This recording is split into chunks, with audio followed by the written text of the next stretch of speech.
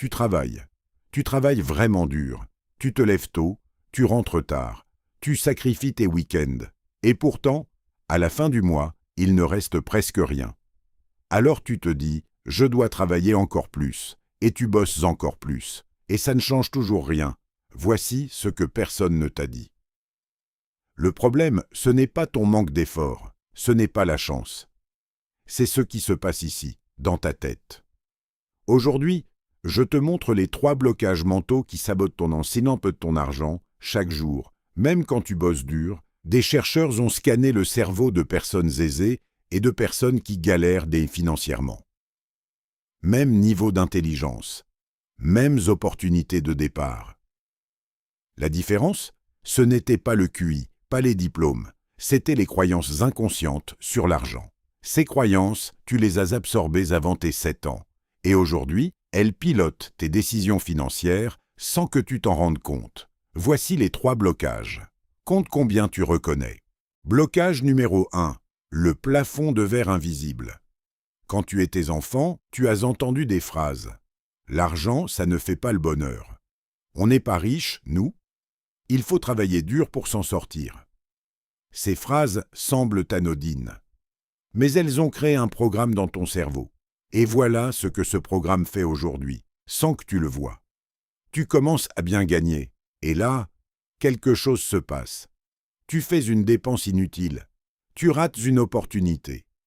Tu restes dans ta zone de confort. Pourquoi? Parce que ton cerveau associe avoir plus d'argent à quelque chose qui n'est pas fait pour toi. Ce n'est pas de la faiblesse, c'est de la neurologie pure. La solution est simple, mais puissante. Prends un stylo. Écris la phrase sur l'argent que tu as le plus entendue dans ton enfance. Regarde-la en face. Et pose-toi cette question. Est-ce que c'est vrai aujourd'hui? La plupart du temps, c'est juste un vieux fichier que tu n'as jamais supprimé. Blocage numéro 2. Tu dépenses pour te sentir vivant. Quand tu achètes quelque chose, ton cerveau libère de la dopamine, la molécule du plaisir. Et le pic de dopamine, il se produit au moment de l'achat, pas après. C'est pour ça que tu commandes en ligne à 23 heures quand tu es épuisé. C'est pour ça que tu te dis « je le mérite après une semaine difficile ». Le problème? Cette sensation disparaît en quelques minutes, et le cerveau en redemande. Les gens qui s'enrichissent ont appris à trouver leur dopamine ailleurs. Dans la progression, dans l'apprentissage, dans le fait de voir leur épargne grandir. Comment tu reprogrammes ça?